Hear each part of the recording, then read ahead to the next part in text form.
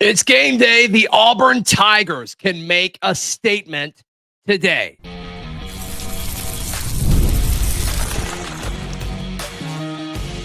You are Locked On Auburn, your daily podcast on the Auburn Tigers. Part of the Locked On Podcast Network, your team every day.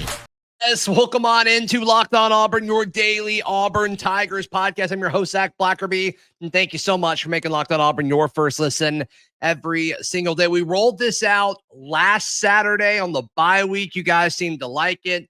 The main request was to make this best of / mega show a little bit longer. I think I did that. We should be just shy of an hour. If this isn't long enough, let me know. We'll kind of adjust and see. But for folks who missed last Saturday, because it was a bye week, a prime opportunity to tune out, we're going to start doing this every Saturday, where it's several conversations, several segments throughout the week in the form of a best of, or I think I'm going to call it the mega show. The Auburn, Georgia mega show is dropping now. So Brian Smith, Kyle Rush, Darrell Dapprich, Lindsay Crosby, Spencer McLaughlin, and Darrell Dapprich again. All that coming up. Let's jump into it. Brian Smith, host of The Portal, hanging out with us. There's been so much conversation and attention about Hugh Freeze fixing the offense, which is obviously important, but the defense does have its hands full. I know there's differing opinions on Gunnar Stockton. What I've seen from him, I think he's solid. I think he's a solid quarterback with really good pieces around him.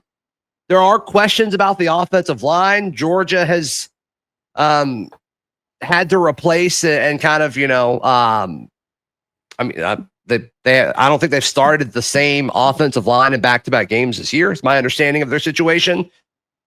Is that enough of a mismatch where we're able to kind of lean back going into this and say, no, the defense will be fine. This is really like, can the offense do enough? Is that fair? Their problem on defense is they can't rush the passer. So Auburn will be able to throw the ball a little bit better. And offensively, it has been a revolving door, especially on the right side. I think Juan Gaston is the future at right tackle. He'll be a 3-year guy into the NFL. Okay. Maybe he's kind of the next. He's one of the biggest human beings I've ever stood next to. He was 388 at Under Armour. That's large. But wow. He can move. It's ridiculous. 388? Crazy. And yeah, he's 6'8", 388, but he's down to he's lost weight. He's 350 now. A slim 350. That's wild. That's wild. But the right guard spot is somewhere I think Auburn might be able to take advantage. At one point, it was Dontrell Glover, a kid I was covering last year in high school. He's a true freshman. So you might have a true freshman next to a true freshman. At Georgia, you got to be able to win those battles. You also have to be able to play line games with them and do a few extra things.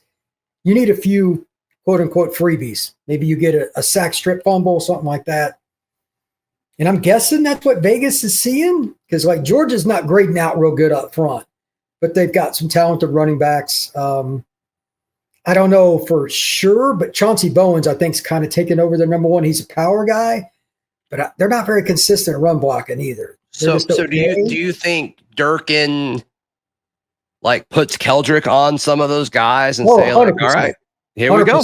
Let's see what you got.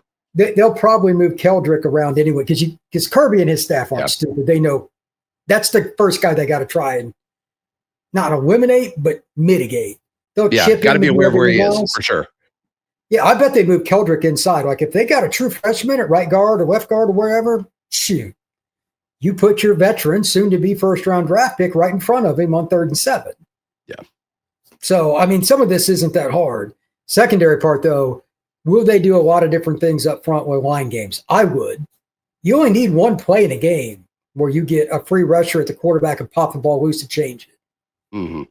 So, this, again, 3.5, I'm not a betting guy. I would give that and take Georgia, but one play like that, heck, Georgia loses the game. Yeah, they're begging you to take Georgia, though.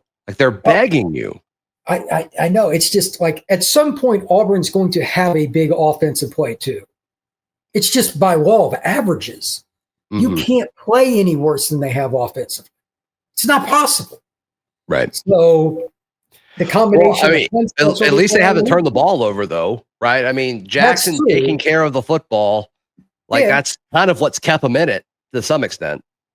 You still got to make that one special play. So it's like I mentioned a minute ago, like Miami only had a few big plays in the game, but they scored on them. Yeah. Like they didn't miss. Like they punched it. Can Auburn maybe get one of those? Again, his number is 8. He runs really fast and he's 6'4". Throw him the football. But beyond that, I mean, they got to come up with something on defense that changes it.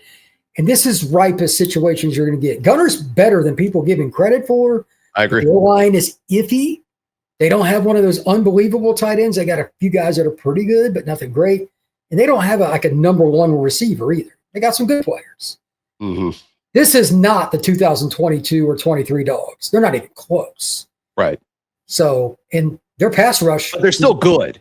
Yeah, like, they're just it might be Kirby's worst team in 5 years, but that does not mean they are bad. They are a good football team. I think it's his worst team that he's had because he was so talented when he walked in the door. Yeah, this what is 9 years. Yeah, they don't have a number one on the D line. They don't have a number one at receiver. Running back's pretty good, but O line's a mess. Quarterback probably not going to get drafted. Linebacker's still ridiculous. That's kind of a Georgia theme. Sure. Secondary's pretty good when they don't fall down like they did against Tennessee. But they don't have that top 10 pick, that automatic guy. Interesting. So, yeah, I mean, it's just the weirdest thing. They literally have a terrible pass rush. Stat of the day. They had Damon Wilson last year, the outside linebacker edge guy, transferred to Missouri. He has more pressures by himself than the Georgia D-line combined. If you don't beat Georgia this year, when are you going to beat them? That's kind of where I'm at, man. That's kind of where I'm at. Like we had that conversation about Bama to some extent, and they're way better than I thought they would be, especially after FSU. Georgia I'm with you. Like if you're not going to stop the streak against Georgia, like what a prime opportunity that you have in front of you. And like my gut tells me, like my brain is telling me like, yeah, Georgia wins this game, but there's something about it where like I'm having a hard time picking Georgia in this game because of a lot of the stuff we're talking about. Law of averages, man. At some point, you're going to have a special play. Remember the Texas A&M game last year?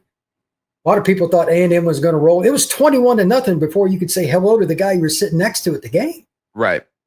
Sometimes you got to have something happen good early in the game. Now, if Georgia runs the opening kickoff back for a touchdown, then it could Katie bar the door.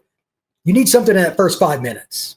Unfortunately, Todd Gurley did that once against us. Okay, I'm not going to. Unfortunately, that happened. So appreciate that. Appreciate that. Today's show brought to you by our friends at Quo. Quo, previously Open Phone. One of the tools that makes a huge difference for business owners is Quo. It's the same great business phone system you've heard me talk about before. It's just got a new name. And here's why it matters. Every missed call is money left on the table. What are you doing if you call a business and you need something, Kyle, and they don't answer? You're calling their competitor. Yeah. You can't let that happen if you're running a small business. Quo can take care of that. It's the number one business phone system that streamlines customer communications. See why over 90% of businesses trust Quo, formerly Open Phone. Get started free and get 20% off your first 6 months at quo.com/lockedoncollege. That is QUO.com/lockedoncollege. And if you got existing numbers with another service, Quo will port them over at no extra charge. Quo, no missed calls, no missed customers. Today's show also brought to you by our friends at Alumni Hall. We all love Alumni Hall. It's the best place to buy Auburn gear. We say it over and over and over again. You can just get lost in the place. You go in saying, I need another Auburn polo. That's great. But you may just walk out with, Auburn branded, a cornhole set or an Auburn branded, I think I saw a grill in there the last time I went in, or a bunch of different, Yeti. Cool. They've got everything from clothes to anybody in the family to stuff for your walls or your tailgates.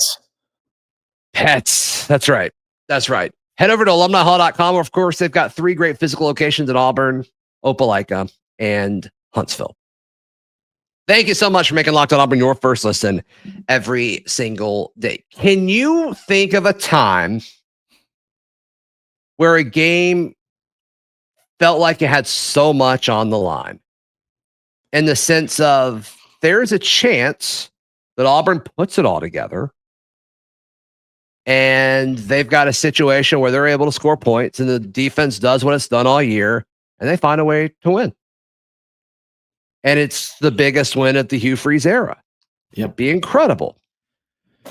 And the other side of it is, if you choose to not have any sort of offensive identity at all, and you just don't get into the hands of your playmakers enough and you lose and the offense looks terrible, there's a world where you have a new head coach on Sunday. Yeah. I don't know that it would have to be. I don't know. I'm not entirely bought in that that's going to happen, but that's what it feels like. Like that's what the chatter is right now. It does feel like you're on that edge. Yeah. And I can't remember a time where it's felt like this, because like with Harsin, it was the debate was not like, do you either do it during the season or do you wait till the end? Like that was the discussion. It wasn't, there was no if we should keep him or not. Right. And then Gus was kind of the same thing. Like Gus was like, okay, like, are we just going to do this again or not? Right. And it was like the third or fourth year that we've done that for. And it was just kind of like, whatever. So like, this feels different. I'm going to be honest. I don't like how it feels at all. But I think that's where we're at right now, whether it's true or not. And I'm not sure it's entirely true. Just to be 100% honest with you, I'm not sure it's entirely true, but that's what it feels like. To me, it depends a lot on how the game actually plays out, even in a loss. Like I really believe that if you do something similar, if you have something similar to what you've seen against Oklahoma and against Texas A&M, and it's communication, it's penalties, it's playing with a sense of panic. You know, like you're down by 3 scores, sure, and really not ever getting into your offense. I don't care about pitch counts. I don't care about Cam Coleman making sure he has 6 targets. I don't care about any of that. What I want to see are first downs. What I want to see are offensive linemen that know the snap count. What I want to see is being able to just do something that moves the ball forward. If you don't see that, and it's the exact same thing with 2 weeks to prepare, I don't even really know how bad. I mean, it could get really bad and get really bad quickly. Because like at that point in time, like what you've had 4 weeks, man. Like you've had 4 weeks and literally nothing's changed. Like what do you do? What do you do? How do you go forward at all? But if you go out there and you put it's a good battle back and forth, and you're moving the ball and you're scoring some points, and then you lose. At the end, you run out of gas, whatever. Like that's another scenario. But I'm with you. Like if that first scenario I described happens, like things could get ugly in so many ways, from a recruiting standpoint, from roster retention standpoint. Like obviously kids can't go in the portal right now, but people haven't already started thinking about maybe like shutting it down or whatever. And just making sure they don't get injured. I know you can't really redshirt at this point in time, but right. But on the flip side, if you go out and win, you're 4-2 through the first 6 games, which we said if you could go 4-2 through the first 6 games, you got a shot to win your next 5. Oh, so, I think if you win, it fixes everything. A lot. Yeah, I don't know if everything, but I think most of the fan base, not all, but most of the fan base would look past the last 2 weeks if you beat Georgia. Yeah, and maybe you could say, hey, look, we were really trying to get the ball to our playmakers, and we just decided, hey, we couldn't. We obviously struggle doing that, so we're going to do what we do best. It's not going to be pretty, and maybe it's going to even be ugly at times, but it's going to be efficient, and we're going to be able to move the ball a little bit and have our best chance to win. I think everybody would respect the crap out of that, especially if you go win the game. Right. And then you got a chance to out-talent, I think, the next 4 or 5 teams that you play doing the exact same thing. Yeah, I also think if you even just show a willingness to change what you do, even if it's close, I think you'll get more grace too. Good point. I think we're past that, but I still think, once again, like perception is reality in a lot of these cases. Like I think a lot of people would say, like, you know what, he tried. Like I said he wouldn't, and he did. He shifted to trying to have a running attack, whatever. Does that happen or not? My guess is no. My guess is no. Yeah. And we'll talk more about the offense in a second. So, I mean, you mentioned a few different options. What I think is the most realistic option is like a 21, 24 to like 13 to 14-ish type game. Georgia low 20s, Auburn low teens, maybe they get into the high teens. I just don't trust this offense. There's going to be a lot of people calling for his job in that scenario. And I'm not saying that they're wrong to do that, but I will ask the question, like 3 close games in situations where we're like, man, if we could just get one of them going into the season and you lose them all by a combined score of, however many points, it wouldn't be a lot. Right. Is that right? Like, is that like, is that logically and emotionally consistent?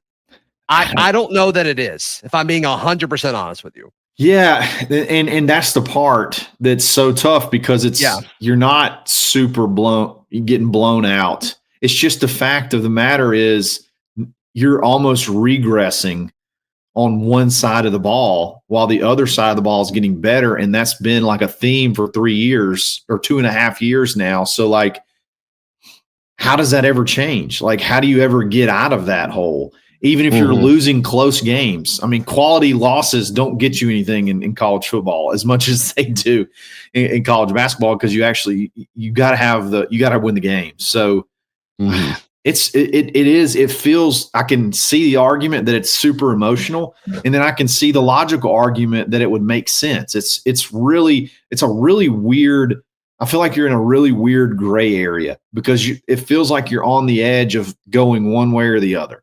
And some of it, I think the administration has to feel like, where are the players with this?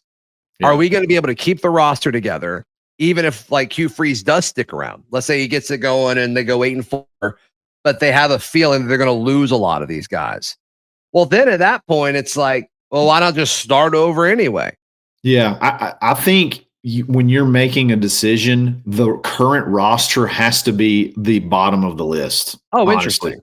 Because the idea that you can save the roster, I think, is really, if things fall apart, is really low anyway. And you can always go replace them. And you've probably overspent to keep a lot of these guys anyway. That's probably true. So I don't think you worry about the roster. At all. The reason I continue to bring that up is because I think that's one of the best arguments for keeping Freeze right now. Yeah. And so if that's low, I think that lessens the argument. I don't know that it's low. Keeping Freeze. I don't know that it's low. I'm just assuming more than likely. I understand. Yeah. I think it's a great point. If you're Cam Coleman, like why would you want to stay, in this offense for when you have one more year left, unless there's a massive shift after this game. I mean, it's just reality. Can you promise that you're going to bring in like a hot shot coordinator or something? We're going to totally change the offense. It's not going to be my offense. It's going to be so-and-so's offense, whatever. Like, does that help? And I think it would. That may be a scenario where if that's a change that's willing to be made, and that's something that could retain the roster, that may be something to look at. I'm going to be honest, for Auburn, like, let's take emotion and logic. Like, let's just go strictly with like that's the best scenario.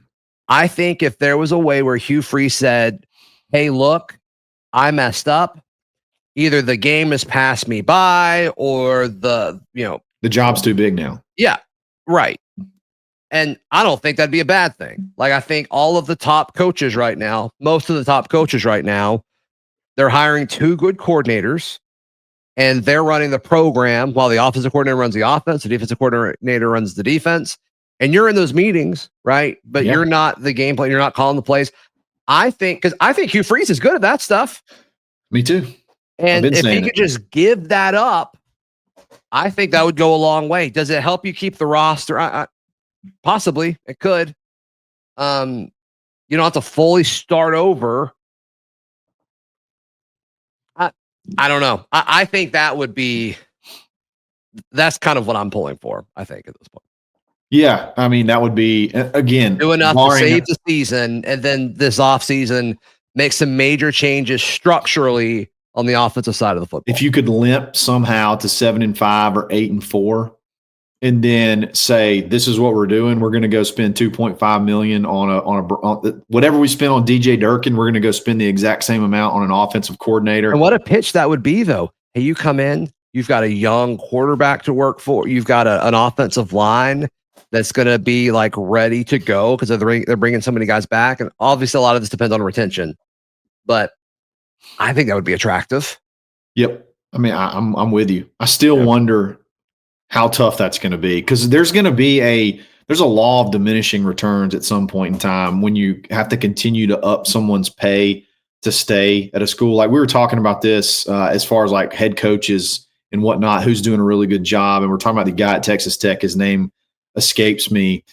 And why would he want to leave Texas Tech? Because, they're doing what they're doing in recruiting. And it's like, well, here's the deal. The same player that you have, that if you got two schools you got Texas Tech and you got Auburn, the same player is going to cost more to go to Texas Tech regardless than they may go to Auburn. So you look at that same scenario right now, there's that same scenario with Auburn and other schools. So like there's going to be, because of, especially on the offensive side of the ball, because they're struggling. So there's going to be at some point in time where the cost to retain a player is not going to be worth it. Than just going and finding another one. So at the end of the day, you just got to figure out some way to win and limp to 8-4 and then reassess everything. And if that offensive coordinator deal could be a huge pitch.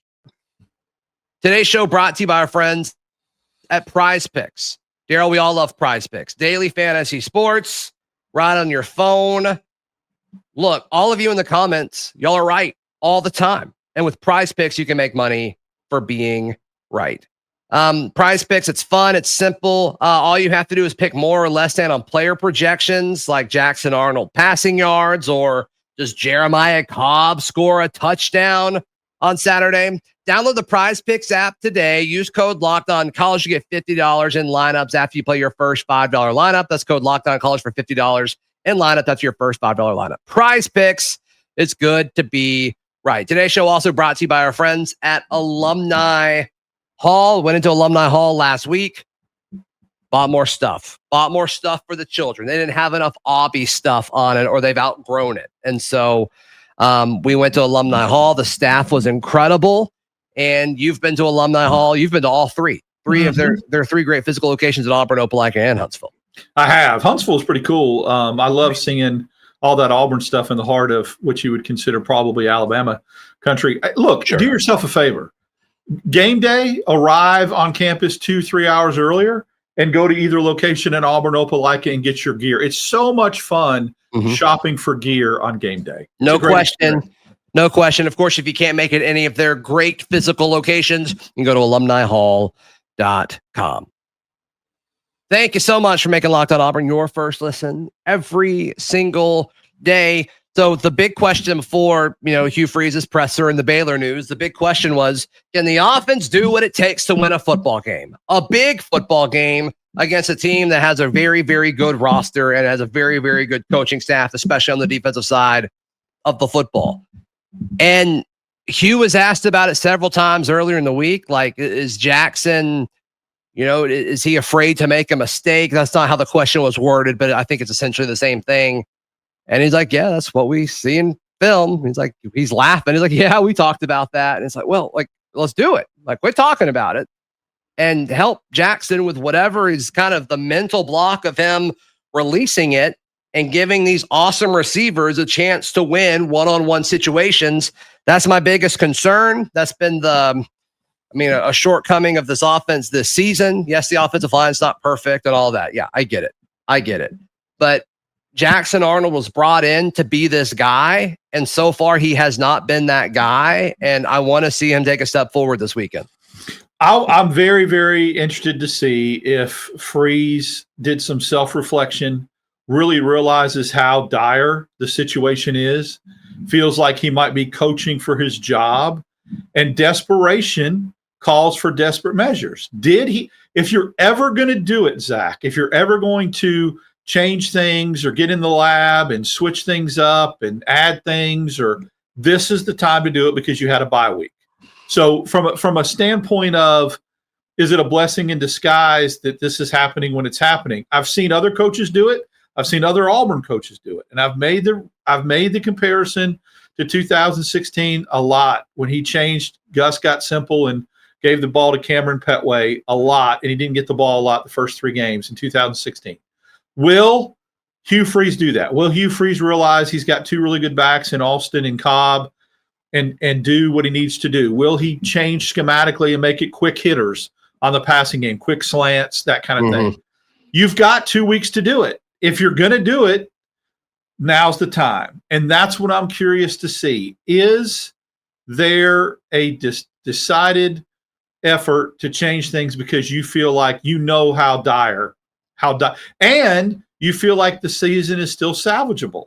It is. It is still salvageable. And so if you make the right changes and you get this big win where Auburn has not beaten Georgia hardly at all in the last 10 or 15 years, and you do it and you go to 4-2, you now have an opportunity to completely flip the narrative on your season and get on a roll and make this season really good. There are so many college football quarterbacks that put up numbers and win games, and the game is called in a way where they don't have to make as many decisions. And it just seems like Jackson's thinking everything is late because he's constantly processing things, and he's so timid to turn the football over, which, I mean, him not turning the football over has kept Auburn in some of these games. Like, let's give props where props are due, but also the lack of explosive plays, I think, is also on him. But there are so many elite offensive minds that equip their quarterback with 1 or 2 reads, and then that's it. And it just doesn't feel like we're doing that as consistently as maybe we should. Or if that's the case, like if Jackson can't handle that simple of parts of a play call, then I think I have other conversations there. But I don't know why, but I'm somewhat hopeful that they too take the step coming out of a bye week, but we'll see how that works. We're going to know a lot about this. People already think we know a lot about this Auburn football team, and I would tell you that you don't. We do. I'm not being ugly when I say I'm saying we know some, but there's more to be gained. There's more to be learned about this football team that's going to come out of this Georgia game. So it's either going to be, okay, this is 3 pitiful offensive performances in a row. Maybe we do need to have a conversation about a quarterback change. Maybe we do need to have a conversation about different play caller. There's a lot that can be gleaned from what happens Saturday. What doesn't need to happen is Auburn to lose in a shootout, because then you're like, okay, they put 35 points on the board, but yet they're still 3-3 because they gave up 38. You know, that would be, in my opinion, really hard to digest, because you're like, okay, Auburn finally does what they need to do offensively. A win's right there. I mean, Auburn scores 35 points. They should win the game. So that's something to keep an eye on, too. I do think the defense will continue to play at a high level, and I like the way it matches up with Georgia. And look, the law of averages says at some time, for the love of God, especially at home, if Auburn can come out like they did against Texas A&M last year, and everyone was like, where's this been all year, right? You don't want to have to hang on to go to 4 overtimes. But that, if there's I couldn't handle 4 overtime against Georgia. If there's a possibility of not there emotionally. Yeah. Lindsay Crosby hanging out with us. Major weekend. This season has not gone as planned, largely due to not who they've lost to and who they've beaten, but how the offense has looked. That's the biggest question mark. And to me, obviously you want to win this game, but Hugh Freeze has to prove that his offense can work in an important game. It's great that you got points against Baylor and yards. That's great. It's great that you got points and yards against South Alabama and Ball State, but that's just not enough anymore. It's just not enough anymore. But here's what's amazing about Auburn's schedule. There's pros and cons of it. It's tough. It's grueling. You're in the SEC. It's just going to get tougher next year. But you can go out and the offense can look great and you win this game. Everyone forgets about the last 2 weeks. It's an incredible opportunity for everyone involved.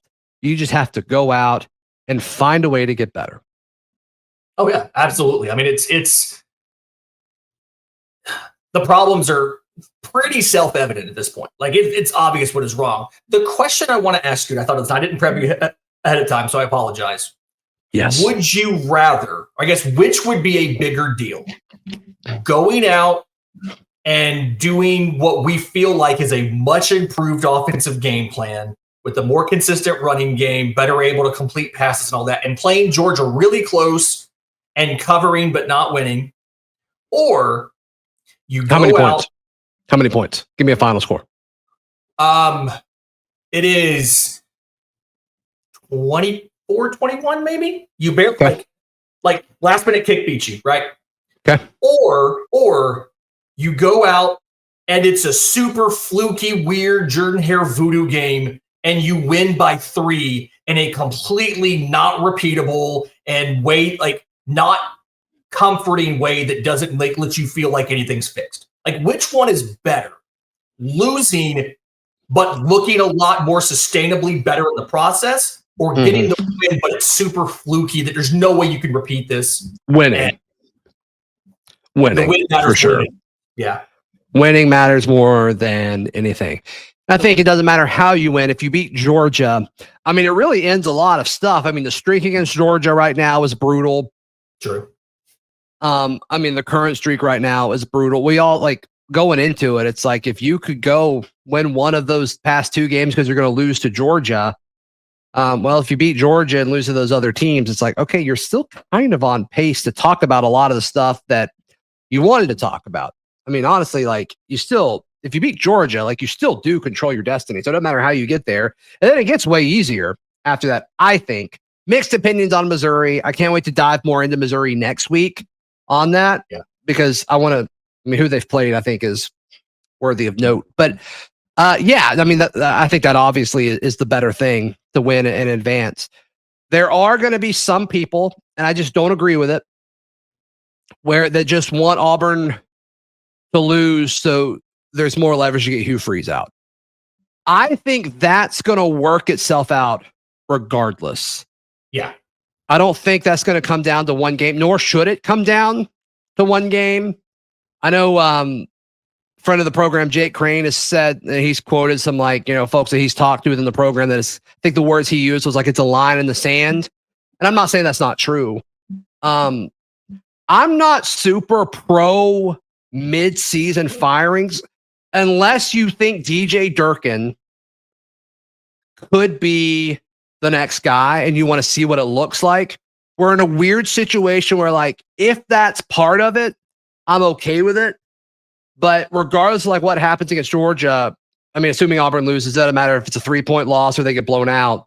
There's going to be people calling for Hugh's job. And if it's a blowout, I 100% am down with it. If it's close, I think it's open to discussion. There's plenty of variables to it.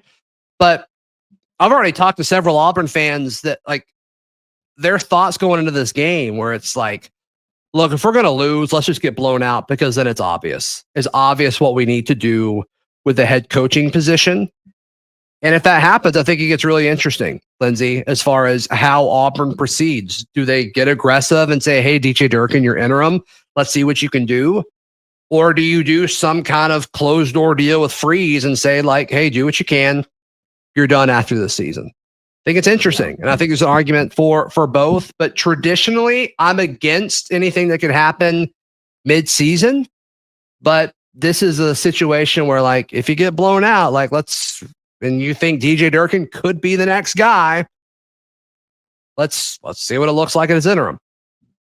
Yeah, that's one of the big considerations is if here's the thing, with the schedule getting significantly not better, reasonably easier after Georgia, you're in a position, if you fire Hugh, Durkin could reel off a bunch of wins. He could theoretically go 4-1 in that stretch. And then if that happens, to your point, it's a lot more likely that he gets the top job because he's coming off a 4-1 stretch with the same roster that started off In this case, it would be, starting off 3-3. And so that's kind of my argument against midseason firings. A lot of Braves, like the corollary here for me, a lot of Braves fans wanted to fire Brian Snitker. And I'm like, y'all realize if you bring on if you promote Walt Weiss to the head job and the Braves have a hot end of the year, he's the new manager. Like, that's it. It's done. They're not going to go do a search. And that's kind of where you are here. If you get rid of Hugh after Georgia, if they get blown out, and you bring on Durkin, they go 4-1. Durkin's probably the next head coach. Like, they'll still search, they'll still look, but it's going to be really hard to get over. He went 4-1 with the same Hugh roster that went 3-3, even though the schedule was easier. Mm-hmm. That's the big problem here for a lot of people. If it's a problem, right? If that's the plan, and like we don't know, if does Cohen want him to be we don't know. We don't know what that looks like, and those are conversations we'll never be privy to. But it's interesting. But gosh, a win against Georgia would be awesome for so many different reasons. It'd be great for player retention in the offseason. It'd be great for recruiting. Maybe it'd be a great thing for Freeze. It'd be great for Jackson Arnold's confidence. Like, it's just there's so much. There's such a great opportunity this weekend, and clearly, like if you're a 3.5 point dog, like you got a shot at it. Yeah, I think so. Halloween's on the 31st. That's when Brian Harsin was fired. So how did the 31st? Halloween's the day before the Kentucky game. And so I wonder, like, would Kentucky be that mark? Be that, hey, there's 4 games left in the season. We finished 2/3 of the year and it's not working. But like at the same time, I think if it happens, it'll happen before then. Yeah. Same. It'll be, again, to your point, if it's a blowout against Georgia, it happens there. But like if you drop one of the two or maybe both of them to Missouri and Arkansas, even if you don't get blown up by Georgia, it's pretty easy to make the call in that case, right? If you're dropping games to Missouri and Arkansas, including Missouri at home, give me whoever. Give me Zac. Yeah, Arkansas on the road could be another situation where behind an interim. Yeah. I mean, look, I want to be clear. I hope it doesn't get to that point. I hope Auburn wins on Saturday, and we're talking about like, okay, we control our own destiny to the playoff here. Like, let's buckle up. If you beat Georgia, you can beat anybody. Give me 2 ways that Auburn wins this game. They make it messy, and the Auburn defense does what they're certainly capable of doing, and they make it where the Jackson Arnold and Hugh Freeze, they don't have to score a ton of points. They find a way to win this game 17-14 or something like that. That's one of them. The other is the Georgia offensive line is banged up. They have not started the same group of offensive linemen, I believe, in back-to-back games this year. Auburn's defensive front, I think, is good with Keldrick Falk and Kieron Crawford. Malik Blockton's coming on. I think that's a matchup that favors Auburn. And so making Gunnar Stockton uncomfortable, I think, is something that could happen. How badly does Hugh Freeze need to win this game? That's such a tricky question. Can you add more context to that question? Are you asking the firing question? Are you asking if he's coaching for his job on Saturday? What will the average Auburn fan's mood be if Auburn loses this game 21-17? Another close one. So they're frustrated, right? And they're going to be frustrated when in that situation, Hugh Freeze would go and say, we're so close. We're so close. And it's like, you've been saying that since you got here. So in that situation, they would obviously be crushed, frustrated. There's different ways that 21-17 could look for sure. Did you blow a lead like you have in other years? Did you crawl back, or is it this back and forth thing? I think there's different ways that could look. But this notion that he's coaching for his job, I don't agree with. I don't think this week, but if it's another loss and you start SEC play 0-3, I know it's a tough start to conference play. Here's where I have to be emotionally and logically consistent, Spencer. I picked Auburn to go 8-4 this year, and I picked them to lose these 3 games and then to go on a run, because it does get easier. It doesn't get easy, but the path does get easier after this week. And we all talked about that throughout the season. It's like, if you could just survive the first half of the schedule. Now, I would argue they haven't really survived it.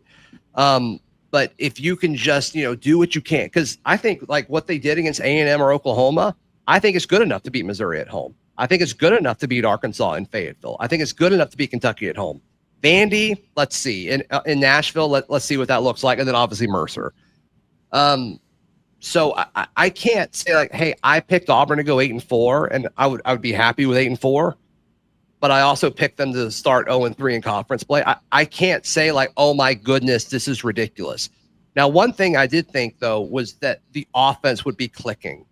Like it looks worse, I think, than just the record. And in year 3, I think it's safe to do that when you haven't won either of your first 2 years, and then you continue losing, and like there's no style to it, there's no personality, there's no belief in the system or proof of concept is this term we'd like to throw out. That's the gap that I have a hard time filling. I just wonder how long can you keep that fight, that drive in the locker room at 0-3? I know it's not a super favorable spot, but in year 3, I don't think it's unreasonable if you're an Auburn fan saying we should have at least one SEC win after these first 3 games. If things are going well, you're 2-0, and if things are going perfectly, obviously you're 3-0 in that spot. I don't think expecting a win. I know that you aren't in that particular camp and you weren't coming into the season. Totally get that. I just don't know if every Auburn fan is going to feel that way, and that they'd be illogical for saying, boy, we should have one right now, because I think you're much better than Arkansas. I would not sleep on Missouri. I think in that conversation, you just Missouri, and we're going to learn a lot about Missouri this week. Yes, we will. Right. So, maybe we have a similar conversation or continue this conversation next week on this show. But, yeah, I mean, I don't even think it's worth talking about Missouri right now. This is going to be the first time they leave Columbia. Like, I think that matters. Like, some of their stats, I think, are a little inflated by situation and who they've played. I'm not saying they're bad. I think they're certainly worthy of the ranking. I think they're very good. Eli Drinkwitz has quietly built a wagon up there. A little bit. And I don't think he gets enough credit for it. So, like, I'm not dissing Missouri here, but I do think from a matchup standpoint, if Auburn can get an offense going, they have the defense to keep it close against anybody. Thank you so much for making Locked On Auburn your first listen every single day. So the Barn posted this earlier in the week. I'm assuming Taylor Corn made it, highlighting the defense under DJ Durkin. Opponent scoring average versus Auburn. And I know more of you guys listen on audio than watch on YouTube, so I'm gonna read through this real quick and then we'll react to it. Baylor on average scores 36.3 points per game. They scored 24 against Auburn. Ball State scores 16.4 points per game. They scored 3 against Auburn. South Alabama averaging 25 points a game. They scored 15 against Auburn. Oklahoma, 33.8 points per game. They scored 24 against Auburn. Texas A&M, 34.8 points per game. They scored 16 against Auburn. What Auburn's defense is doing, and there are other fan bases that have come in as like, well, A&M almost had 500 yards against Auburn. I'm like, shut up. That's irrelevant. Like, sorry. Like what Auburn's doing from a scoring perspective while they're on the field the whole stinking game is what it feels like. I mean, I don't think you can undersell or oversell. I mean, what DJ Durkin has done is incredible. I took the liberty of crunching some numbers and throwing out some data for people. First of all, I rounded. I'm old school. You don't score 0.7, 0.8. So I rounded. So let me do this for everybody, because in case they're wondering, that's an average of 13 points a game under with the average opponent scoring. Auburn is slicing off 13 points a game. Okay. So they're scoring 13 less. Georgia, and I've seen it in 2 different places. I Googled it, and AI said they averaged 36 points a game. The Barn put out a graphic that said they averaged 35. So I'm going to go with 35. I'm going to go with the Barn. So let's just say Georgia averages 35 points a game. Auburn has been averaging holding opponents 13 points less than their scoring average. That puts Georgia right at 23 points. Projection. If Auburn can get to 24 points, I think they win this football game. That goes to show you how important these numbers are. Well, 24 is the number where Auburn is 12-1 under Hugh Freeze when they score 24 points.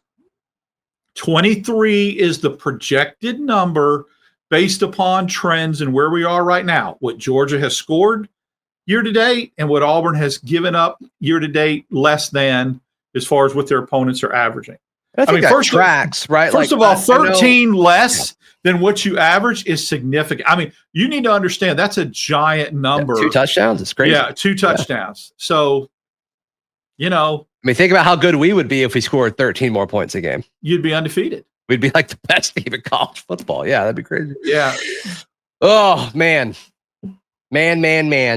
Yeah, this comes down to the offense. And I did a segment earlier in the week, Darrell, where we talked about, like, are we almost assuming that the defense, like, is all the talks about the offense, right? And like what the defense needs to do and continue to do is important, but it's almost assumed. And I don't know entirely how fair that is to them or to Georgia, to be 100% honest with you, but I just trust them at this point. And I know there was some panic, with amongst the fan base after Baylor, after Ball State, after South. It's like, we're fine. Oh, by the way, who's the leading passer in the country right now?